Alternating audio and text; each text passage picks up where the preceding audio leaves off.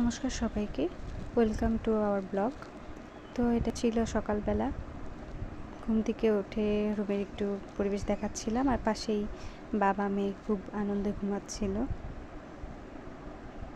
তো আমি সকাল সকাল উঠে পড়েছি, যদিও আমি কিছু করি না, তারপরে ঘুমে যাওয়াতে উঠে পড়েছি। তারপর বাইরে এসে দেখি আজকের আবহাওয়াটা মোটামুটি ভালো, মেঘলা মেঘলা ওয়েদার, গরমটা কিছুটা কম। তো ভালো লাগছিল।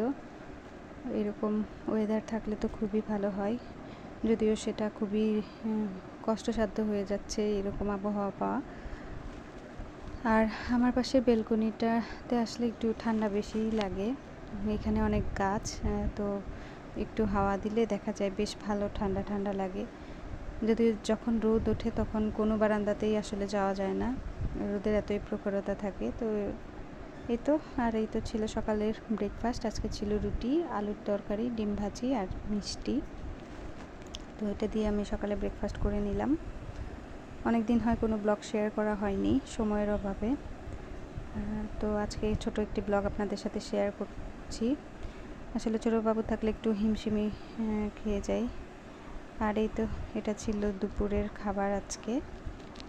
তো আজকে ছিল দুপুরের খাবারে ভাত, তারপরে হচ্ছে কুমড়ার একটা ঘাটি, বেগুন ভাজি, যদিও আমি বেগুন ভাজি খাই না অ্যালার্জির কারণে, ছিল হচ্ছে পটল ভাজি, আর এখানে ছিল মাসকলাইয়ের ডাল, এটাও আমি খাই না, বাবু হয়েছে বলে।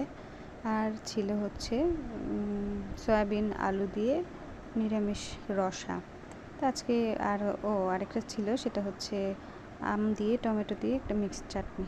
তো খাওয়ার শেষে এটা ছিল বিকেলবেলা, একটু তরমুজ কেটে তরমুজ খাচ্ছিলাম। তো আমার তরমুজ আবার অনেক বেশি পছন্দ, তরমুজটা আমি প্রায়ই খাই বা আমার বড়ও আনে। আর এর সাথে ছিল হচ্ছে বুট ভাজি, আমার মামি শাশুড়ি এগুলো সব করে দিয়েছেন। তো এইভাবে বুট খেতে কিন্তু খুবই ভালো লাগে, কাঁচা বুট এনে সেটা খোলায় ভেজে সামান্য পরিমাণ লবণ দিয়ে। তো এরপরে আবহাওয়া ভালো থাকাতে রাতের বেলায় বাবার আবদার ছিল সে খিচুড়ি খাবে, তাই একটু খিচুড়ি, আলু ভাজি, দুপুরে ছিল চাটনি আর বেগুন ভাজি করে নিয়েছিলাম। তো এটা দিয়েই আমাদের রাতের ডিনার হয়ে গেল। এই ছিল সারাদিনের ছোট একটি ব্লগ আপনাদের সাথে শেয়ার করলাম। কেমন লাগলো অবশ্যই জানাবেন। সবাই আমার চ্যানেলটি সাবস্ক্রাইব করে আমার পাশে থাকবেন। ধন্যবাদ সবাইকে।